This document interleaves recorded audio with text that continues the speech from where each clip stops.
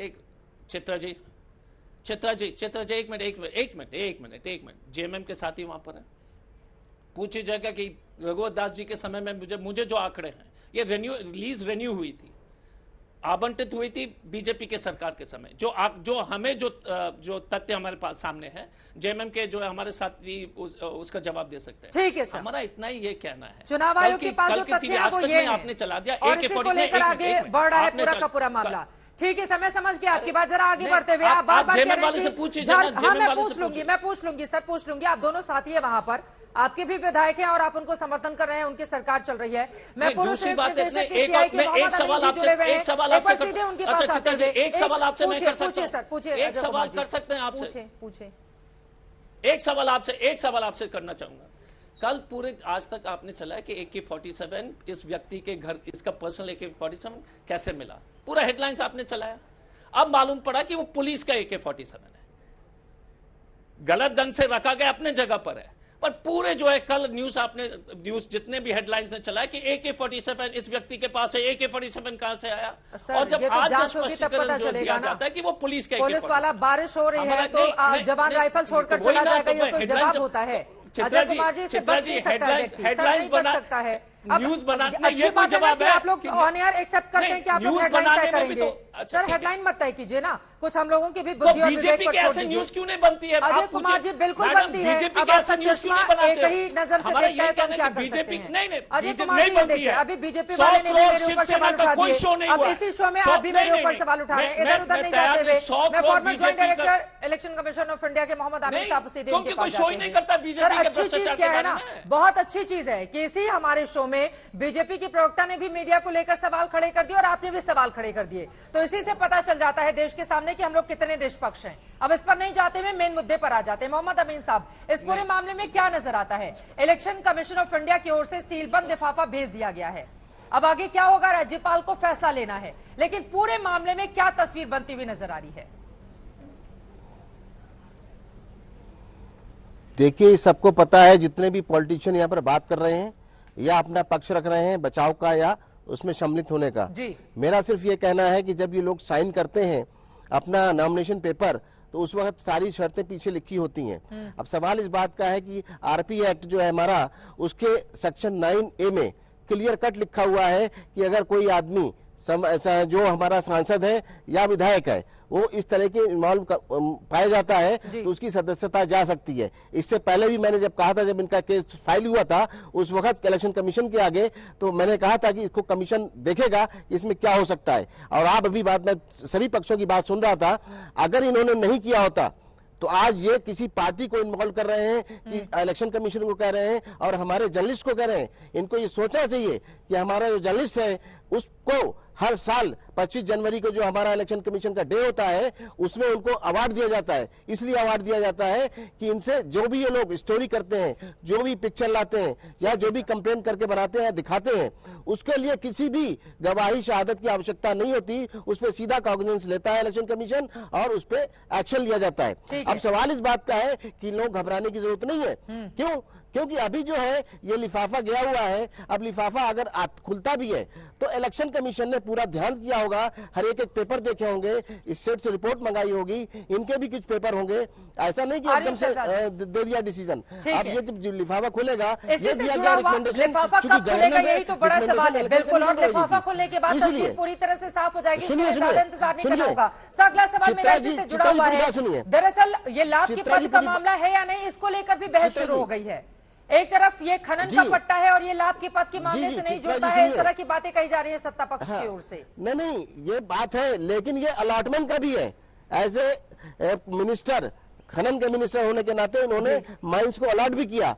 ये भी इनसे साबित होता है, जो उनके सारे पेपर्स हैं। इनको घबराने की आवश्यकता नहीं है। जब ये लिफाफे के ऊपर एक्शन लेंगे हमारे गवर्नर महामहिम, जिन्होंने रिकमेंड किया था इलेक्शन कमीशन को सुनवाई के लिए, तो जब इन पे कोई एक्शन होगा उसके बाद घबराए नहीं ये लोग। इनको 8 हफ्ते का समय दिया जाएगा।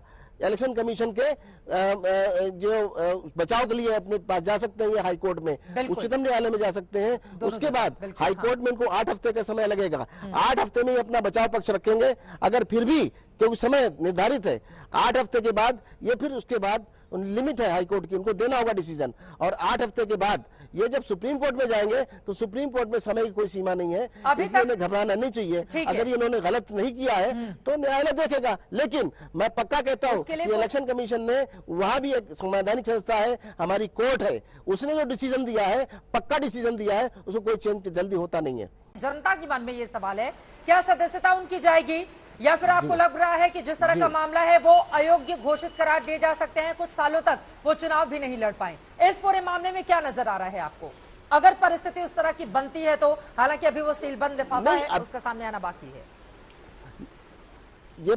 ये जब इनका केस संज्ञान में लाया गया था और बड़ी चर्चा हुई थी, उस समय भी मैंने कहा था कि अगर ये उसमें पाए जाते हैं संलिप्त तो इनकी सदस्यता 100% चली जाएगी, कोई रोक नहीं सकता। और उसके लिए कोर्ट है। अगर इस तरह की बातें करते हैं, सरकार को या इलेक्शन कमीशन को या मीडिया को बदनाम करने की कोशिश करते हैं, सरकार ने नहीं किया, ना किसी इलेक्शन कमीशन के किसी ऑफिसर ने उनको सहयोग दिया कि ये करिए, फ्रॉड करिए। जब इतना बड़ा फ्रॉड किया या गलती की है तो उसका पनिशमेंट तो उनको मिल रही है।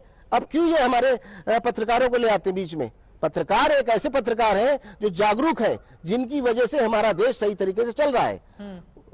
मैंने आपको बताया कि हर साल 25 जनवरी को उनको इनाम दिया जाता है इसी बात का। ठीक है सर जी, चूंकि ये बड़ी बात आपने स्टेटमेंट के बाद इलेक्शन कमीशन किसी से पूछता नहीं है। जाते हुए हमारा वो काम है, सब लोग अपना अपना काम ही कर रहे हैं, तो उससे इतर जाते हुए जो हमारा काम है, ईमानदारी से दर्शकों तक बिल्कुल सही और सटीक जानकारी पहुंचाना, सरकार से उसकी जवाबदेही तय करना और विपक्ष से भी सवाल पूछना कि सिर्फ आरोप लगाकर आप भाग नहीं सकते हैं, आपकी भी कुछ जिम्मेदारी बनती है लोकतंत्र के प्रति। इसी वजह से हम सवाल उठाते हुए, चूंकि बहुत सारे मामले मेरे सामने हैं, लाभ के पद मामले में, चाहे वो सोनिया गांधी का मामला हो, जया बच्चन का मामला हो, यहां तक कि शिबू सोरेन का भी मामला साल 2000 में सामने आया था, जब उनकी सदस्यता रद्द कर दी गई थी।